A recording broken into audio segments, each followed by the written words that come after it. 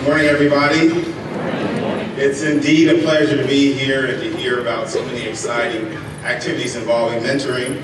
I want to thank David for the introduction and Mentor for hosting this important summit. And thank all of you for being here today, especially those of you who came from the upper Northeast who had to wade through a lot of snow to get here.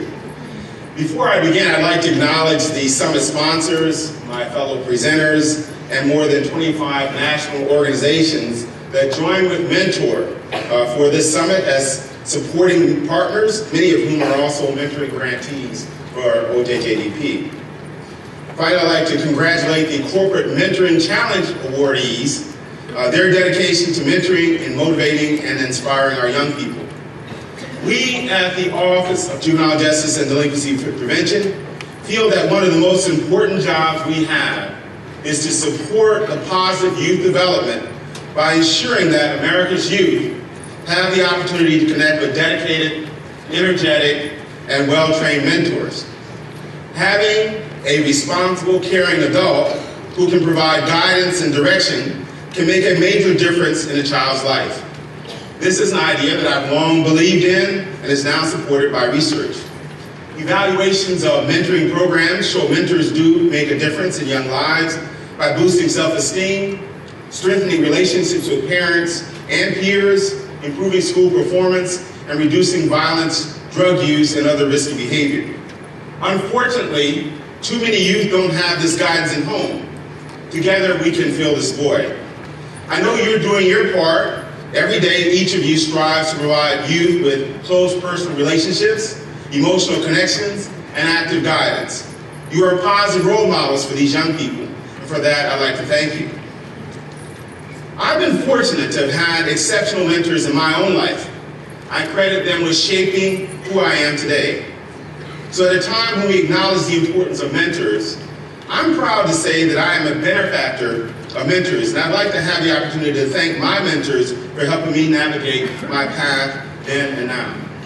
My mentor primarily was my high school guidance counselor, Ms. Hazel Persons. Ms. Persons met me at the front door when I was in the 9th grade. She said, "You know, Bob, I think you should go places." She helped me get involved in student government in my first year, became president of my student class. She helped me get involved in other activities that were part of the process that we were involved in school, other student governments, magazine sales.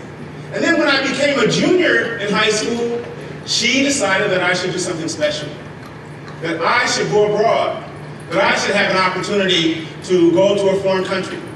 And she arranged, with lots of help from our community, for me to travel to Germany and live with a German family for 6 weeks.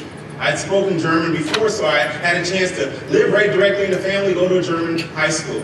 That was a profound experience that shaped the direction of my life. But that wasn't all. I decided I wanted to go to a small college in Michigan, a place called Kalamazoo College, 500 students. I was accepted and ready to go. She pulled me aside and she said, "You know, Bob, I think there's a judge downtown that I need you to talk to. I think he has another kind of opportunity in mind for you." So I talked to the judge, and the judge said, "I want to have somebody come over and visit you." Now, my family was staying in public housing, and that person came over from Harvard University and said, "You know, maybe you ought to apply to Harvard." And so my life began. I became a Harvard student as a result of my mentor giving me direction, lifting me up, inspiring me, encouraging me, and making sure that I had an opportunity that I never even thought of. And then I had a chance.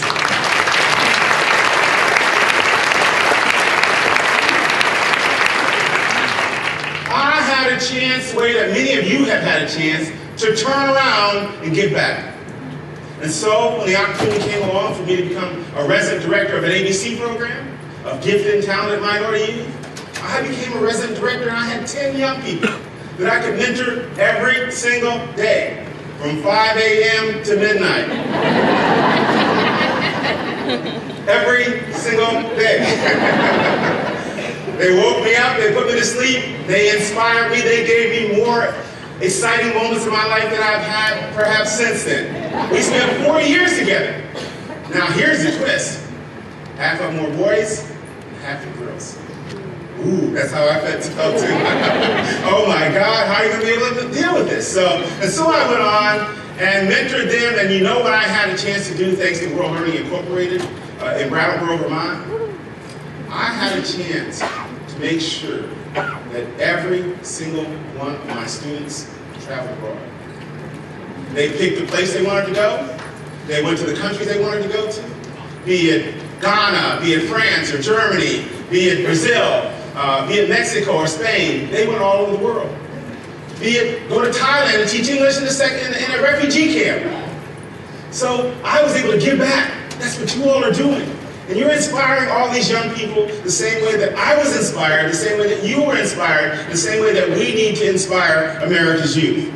So a lot of what I have to say now is about the particulars of it. But I want you to know that this is a heartfelt feeling. This is not something I do because I'm the administrator of OJJDP. It's something I do because I believe in and because it has directly impacted my life.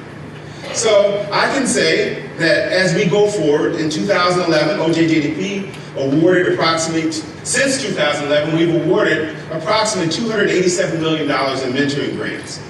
Those grants have funded help organizations focus on capacity building, the special needs of targeted populations, and of course, research. In OJJDP, research is our mother's bread. We wake up trying to figure out what the research says about all the programs we do. And what does research says? It says that in developmental psychology and neuroscience, it's shown that kids are not many adults. They are equipped differently, cognitively.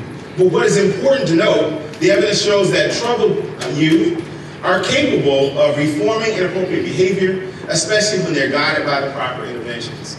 Now, this is the science that we live by.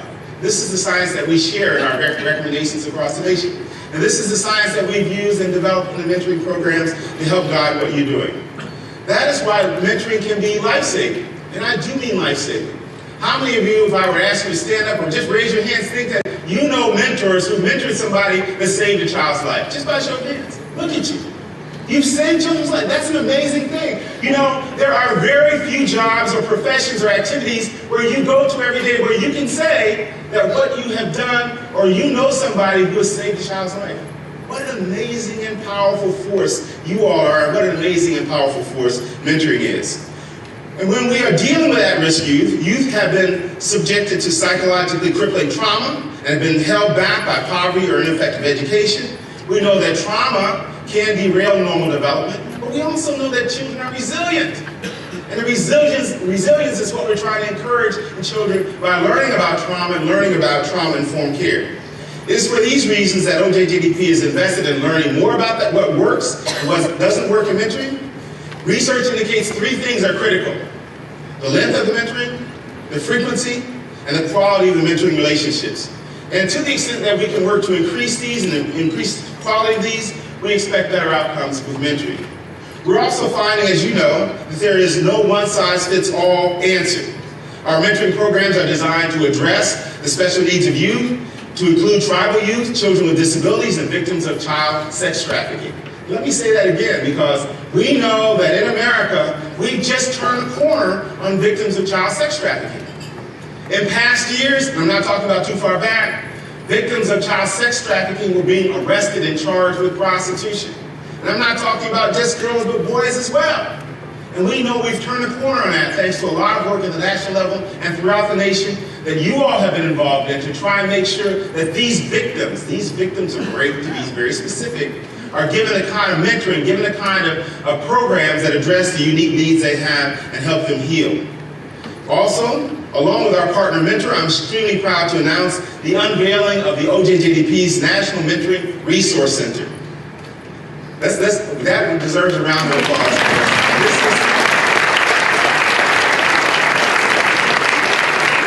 This is special. The center's goal is to provide comprehensive resources and training materials that will enhance the capacity of mentoring organizations to develop, implement, and expand effective mentoring practices. The National Mentoring Resource Center has three components: interactive website, a no-cost, let me say that again, no-cost specialized training and technical assistance for mentoring programs, and the National Mentoring Center Resource Board. The website, located at nationalmentoringresourcecenter.org, features resources for the youth mentoring field, including a What Works in Mentoring section, targeted program and training materials, and a portal providing access to technical assistance. The resources and technical assistance align with the national standards for high-quality, evidence-based mentoring. Users of this website can also access, by request, free training technical assistance to support the implementation of the elements of effective practice for mentoring.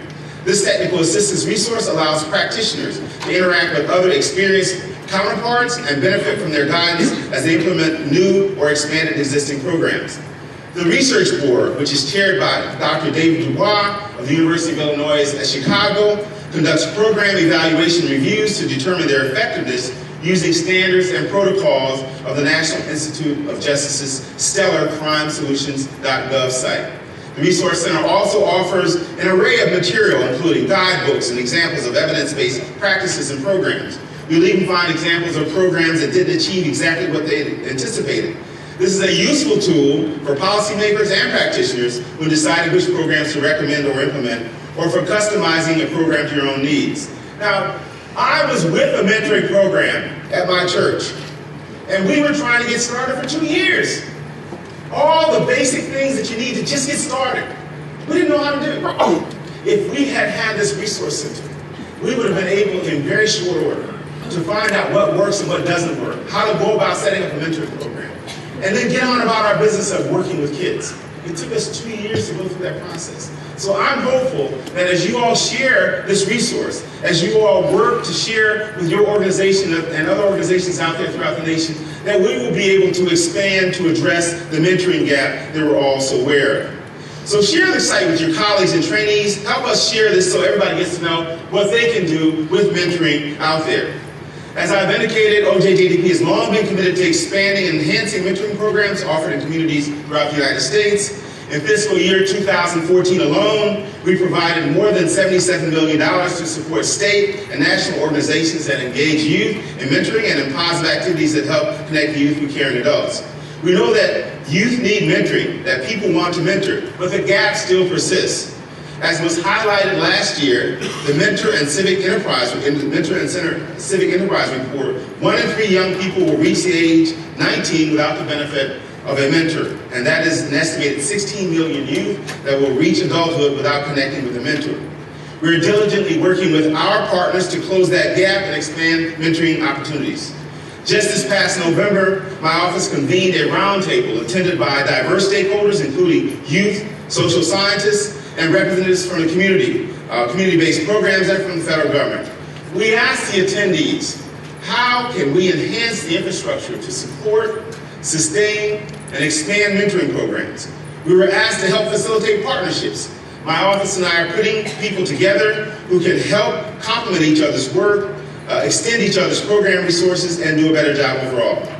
At this point, I'd be remiss if I did not mention that the work being done by our partners, the NBA and Mentor, are collaborating to elevate mentoring and support President Obama's My Brother's Keeper initiative with the goal of recruiting 25,000 mentors over a 5-year period. Let's give them a round of applause.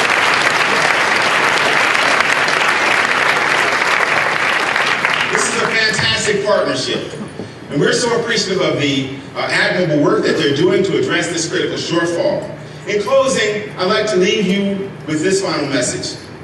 Let's continue to share, shape, and strengthen quality mentoring during the summit, through the National Mentoring Resource Center, and by cultivating long-term, mutually beneficial partnerships.